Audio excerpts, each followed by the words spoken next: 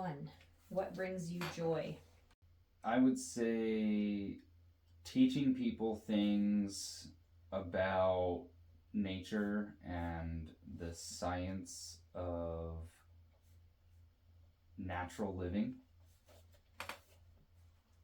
and extreme sports and things that bring me exhilaration and seeing beauty in nature, you know, just getting to experience the beauty and awe and wonder of the world and the magnificence that it creates.